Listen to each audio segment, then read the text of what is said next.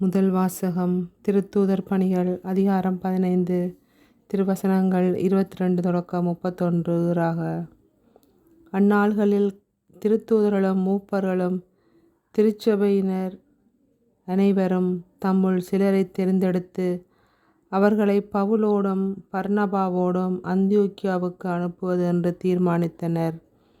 அவ்வாறே அவர்கள் சகோதரரிடையே முதன்மை இடம் பெற்ற பர்சபா என அழைக்கப்பட்ட யூதாவையும் சீலாவையும் தெரிந்தெடுத்தார்கள். பின்பு அவர்கள் ஒரு கடிதத்தை எழுதி அவர்கள் கையில் கொடுத்து அனுப்பினார்கள். அக்கடிதத்தில், திருத்தூதரும் மூப்பரும் சகோதரருமாகிய நாங்கள் அந்தியோக்கியா, சிரியா, சிசிலியா ஆகிய இடங்களில் உள்ள பிற இனத்து சகோதர சகோதரர்களுக்கு வாழ்த்து கூறுகிறோம். எங்களுள் சிலர் அங்கு வந்து தங்களுடைய பேச்சால் உங்கள் மனதை குழப்பி உங்களை கலக்கமுடைய செய்தனர் என்று கேள்விப்பட்டோம். இவர்களுக்கு நாங்கள் எந்த கட்டளையும் கொடுக்கவில்லை. எனவே நாங்கள் ஒரு மனத்துடன் கூடி வந்து சிலரை தெரிந்தெடுத்து எம் அன்புக்குரிய பர்னபா, பவுல் ஆகியோரோடு உங்களிடம் அனுப்புவதென்று தீர்மானித்தோம். இவர்கள் இருவரும் நம் ஆண்டவர் இயேசு கிறிஸ்துவுக்காக தங்கள் உயிரையும் கொடுக்க துணிந்தவர்கள். எனவே நாங்கள் யூதாவையும் சீலாவையும் உங்களிடம் அனுப்புகிறோம்.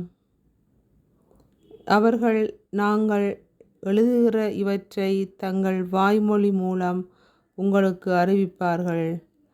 இன்றியமையாதவற்றை தவிர அதிகமாக வேறு எந்த சுமையையும் உங்கள் மேல் சுமத்தக்கூடாது என்று தூய ஆவியாரும் நாங்களும் தீர்மானித்தோம். சிலைகளுக்கு படைக்கப்பட்டவை, இரத்தம், கழுத்து நெறித்து செத்தவை மற்றும் பரத்தைமை ஆகியவற்றை நீங்கள் தவிர்த்து உங்களை காத்து கொள்வது நல்லது. வாழ்த்துக்கள் என்று எழுதியிருந்தார்கள். யூதாவும் சீலாவும் விடைபெற்று அந்தியோக்கியா வந்தனர். அங்கு மக்களை கூட்டி கடிதத்தை கொடுத்தனர். அதை வாசித்ததும் அவர்கள் ஊக்கமடைந்து மகிழ்ச்சியுற்றார்கள்.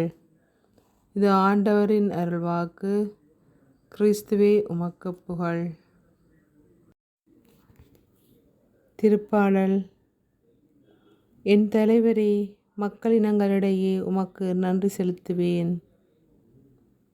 நற்செய்திக்கு முன் வாழ்த்தொலி. அல்லேலூயா, அல்லேலூயா. உங்களை நான் நண்பர்கள் என்றேன், ஏனெனில் என் தந்தையிடமிருந்து நான் கேட்டவை அனைத்தையும் உங்களுக்கு அறிவித்தேன் என்கிறார் ஆண்டவர். அல்லேலூயா. யோவான் எழுதிய நற்செய்தியிலிருந்து வாசகம். அதிகாரம் 15 திருவசனங்கள் 12 தொடக்கம் 17 அக்காலத்தில் இயேசு தம் சீடரை நோக்கி கூறியது, நான் உங்களிடம் அன்பு கொண்டிருப்பது போல நீங்களும் ஒருவர் மற்றவரிடம் அன்பு கொண்டிருக்க வேண்டும் என்பதே என் கட்டளை. தம் நண்பர்களுக்காக உயிரை கொடுப்பதை விட சிறந்த அன்பு யாரிடமும் இல்லை.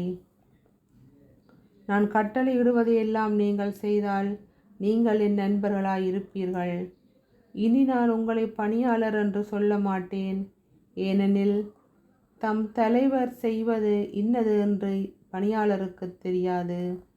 உங்களை நான் நண்பர்கள் என்றேன், ஏனெனில் என் தந்தையிடமிருந்து நான் கேட்டவை அனைத்தையும் உங்களுக்கு அறிவித்தேன்.